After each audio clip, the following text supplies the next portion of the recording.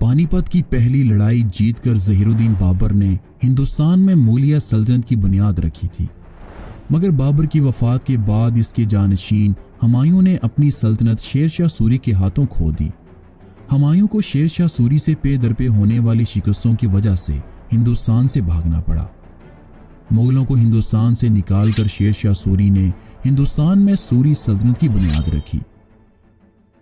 شیر شاہ سوری کی سلطنت بنگال سے لے کر پنجاب تک پھیلی ہوئی تھی، لیکن شیر شاہ سوری کی وفات کے بعد اسلام شاہ سوری اپنے باپ کی وسیع و عریض سلطنت کو نہ سنبھال سکا اور خانہ جنگی کی وجہ سے سوری سلطنت کمزور پڑ گئی۔ اسلام شاہ کی وفات کے بعد اس کا کمسن بیٹا فیروز خان تخت نشین ہوا، مگر فیروز خان کو اس کے ماموں عادل شاہ سوری نے قتل کر دیا اور وہ خود تخت نشین ہو گیا۔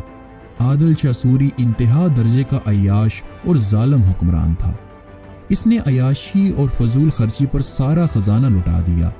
عادل شاہ سوری نے اپنے بھانجے کو قتل کر کے تخت پر قبضہ جمایا تھا، اسی وجہ سے بہت سارے افغان سردار اس کے خلاف ہو گئے تھے اور وہ کسی افغان سردار پر اعتماد نہیں کرتا تھا، لہٰذا اس نے ایک ہندو ہیمو بکال کو اپنا وزیر اور سپہ سالار مقرر کیا۔ عادل شاہ نے تمام تر اختیارات ہیمو کو دے دیے تھے۔ ہیمو بکال بھی عادل شاہ کا وفادار نہ تھا، بلکہ وہ ایک ایسے موقع کی تلاش میں تھا کہ مغلوں کا خاتمہ کرنے کے بعد عادل شاہ کو ختم کر کے وہ اپنی خود مختار حکومت قائم کرے۔ وہ بر صغیر میں دوبارہ ہندو حکومت کی بنیاد رکھنے کے خواب دیکھ رہا تھا۔ پنجاب، مالوا، بنگال اور دہلی میں بھی افغان سرداروں نے اپنی اپنی خود مختار حکومتیں قائم کی ہوئی تھیں۔ اس موقع کو غنیمت جان کر ہمایوں نے 1555 عیسوی میں سکندر شاہ سوری کو شکست دے کر دوبارہ سارے پنجاب پر قبضہ جمانے کے بعد دہلی اور آگرہ پر بھی قبضہ جما لیا۔ 26 جنوری 1156 عیسوی میں ہمایوں سیڑھیوں سے گرنے کے سبب وفات پا گیا۔ اپنی وفات سے چند دن پہلے اس نے بیرم خان کو اپنے بیٹے اکبر کا اتالیق مقرر کیا تھا۔ ہمایوں کے وفات کے وقت اکبر کی عمر صرف 13 سال کی تھی۔ بیرم خان اور اکبر اس وقت کلانور پنجاب میں تھے جب ان کو ہمایوں کی موت کی اطلاع ملی۔ بیرم خان اکبر کا اتالیق تھا، لہٰذا اس نے کلانور میں ہی اکبر کی تخت نشینی کا اعلان کر دیا۔ اس بات میں کوئی شک نہیں کہ اگر اکبر کو بیرم خان جیسا لائق معاون نہ ملا ہوتا تو شاید ہی مغلوں کو اس بر صغیر میں وہ عروج حاصل ہو سکتا جس کی داستانوں سے آج تاریخ رنگین ہے۔ اکبر چونکہ نو عمر تھا، اس لیے تمام مالی اور ملکی معاملات کا اہتمام بیرم خان کے ہاتھ میں آ گیا تھا۔ اکبر کو سب سے زیادہ خطرہ سکندر شاہ سوری کا تھا، جو کہ کوہ سوالک سے نکل کر بار بار پنجاب پر حملہ آور ہوتا رہتا تھا۔ دوسری طرف ہیمو بکال جو عادل شاہ سوری کا وزیر اور سپہ سالار تھا اور موقع کی تلاش میں تھا کہ کسی طرح مغلوں کو ہندوستان سے باہر نکال کر اپنی حکومت قائم کی جائے۔ اس کو جب ہمایوں کی موت کی خبر ملی تو وہ مغلوں کو ہندوستان سے نکالنے کی تیاریاں کرنے لگا۔ وہ بنگال سے 1000 ہاتھی اور 50,000 سوار لے کر آگرہ کی جانب آگے بڑھا۔ ہیمو نے مغلوں کو بیانہ، اٹاوا، لکھنؤ، سنبل، کالپی اور نارنوال سے بھگا دیا۔ آگرہ میں ہیمو کے حملے کی خبر سن کر سکندر شاہ ازبک نے شہر کو خالی کر دیا اور بغیر جنگ کے وہ فرار ہو گیا۔ سکندر شاہ کے طاقو میں ہیمو دہلی کے قریب گاؤں تغلق آباد پہنچا، جہاں اس کا سامنا دہلی کے گورنر تردی بیگ خان کی فوجوں سے ہوا اور تغلق آباد کی جنگ میں ہیمو نے مغلوں کو شکست دی۔ हेमू ने 7 अक्टूबर 1556 ईस्वी को मुगलों को शिकस्त देकर दिल्ली पर कब्जा कर लिया और यहाँ इसने अपनी बादशाहत का ऐलान किया। दिल्ली और आगरा को हारने के बाद मुगल सरदार दिल्ली से भागकर अकबर के पास सरहिंद में जा पहुंचे। अकबर के उमराए सल्तनत ने यह मशवरा दिया कि हिंदुस्तान में खुद को कुचलवाने से बेहतर है कि हम काबुल चले जाएं और वहां से नया लश्कर लेकर दोबारा दिल्ली पर कब्जा करें। तरदी बेग बार बार इस बात पर इसरार कर रहा था कि हमें काबुल चले जाना चाहिए क्योंकि हेमू के पास बहुत बड़ी फौज है। बैरम खान ने तरदी बेग को अकबर के सामने कत्ल कर दिया क्योंकि तरदी बेग की वजह से मुगल सिपाहियों के हौसले पस्त हो रहे थे। बैरम खान ने उमराए सल्तनत के मशवरे की शदीद मुखालफत करते हुए कहा कि बादशाह तो अभी बच्चा है, इसे कोई कुछ नहीं कहेगा, लेकिन शिकस्त की स्याही हमारे मुंह पर लग जाएगी। हमारी गैरत का तकाजा है कि या हम मरेंगे या फिर फतह हासिल करेंगे। अकबर ने भी बैरम खान की तायद की और कहा कि खान बाबा दुरुस्त कह रहे हैं, हम लड़ेंगे मरेंगे मगर हिंदुस्तान से वापस नहीं जाएंगे। नौउमर बादशाह की इस हिम्मत और फैसले के बाद उमराए सल्तनत में कुछ गैरत पैदा हुई और वो लड़ने और मरने के लिए तैयार हो गए। हेमू को जब मालूम हुआ कि अकबर सरहिंद में है तो इसने अकबर की तरफ बढ़ना शुरू कर दिया और अपने एक दस्ते को तोपें देकर लश्कर से पहले ही पानीपत की तरफ भेज दिया।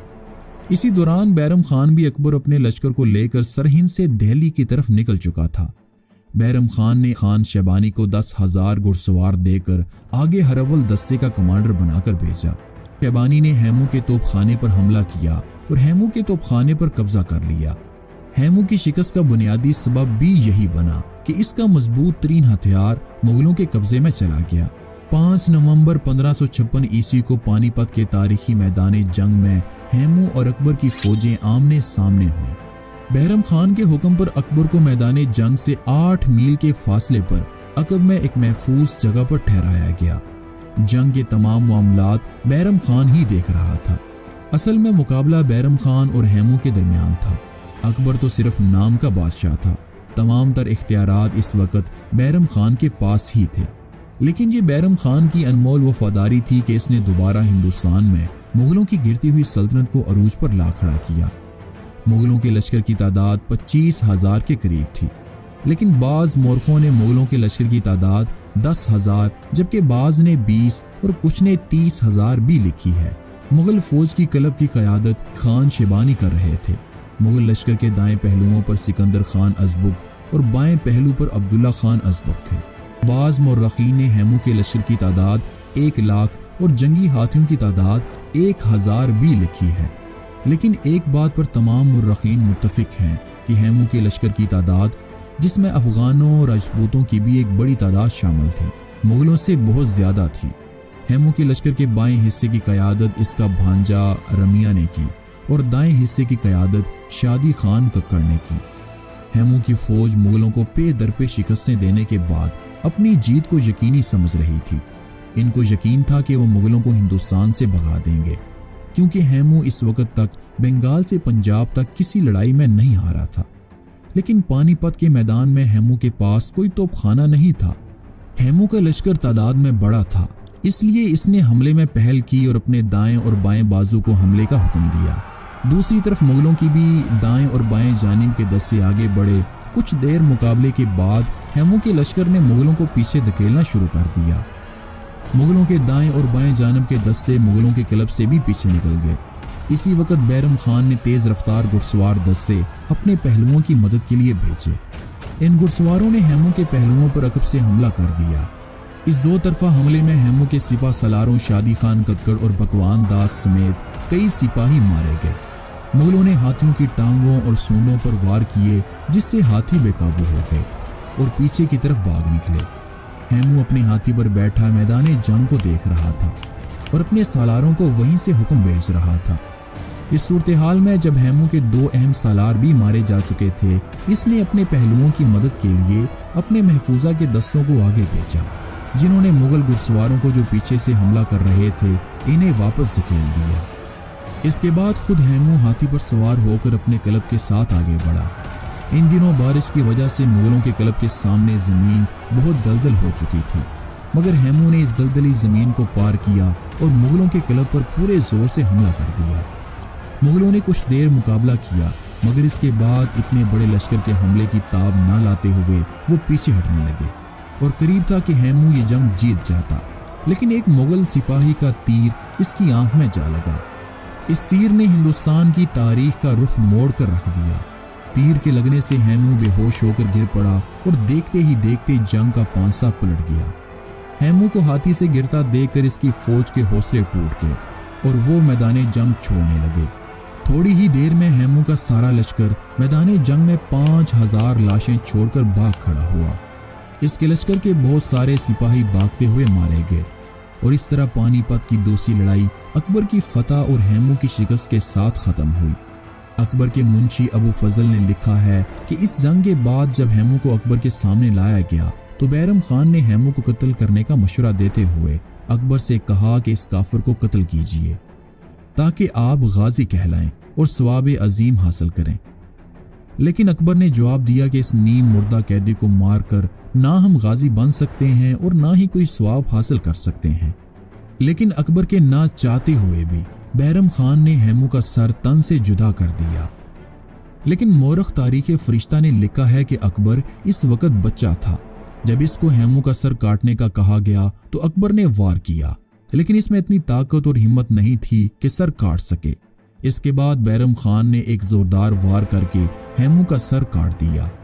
हैमू के सर को दहली दरवाजे के बाहर लटकाने के लिए काबुल भेज दिया गया, जबकि इसके धड़ को पुराना किला दहली के एक दरवाजे पर निशाने इबरत के लिए लटका दिया गया, जहां हैमू ने दहली फतह करने के बाद ताजपोशी की थी। अकबर के पानीपत में तारीखी फतह से हिंदुस्तान में मुगलिया सल्तनत का एक नया दौर शुरू होता है।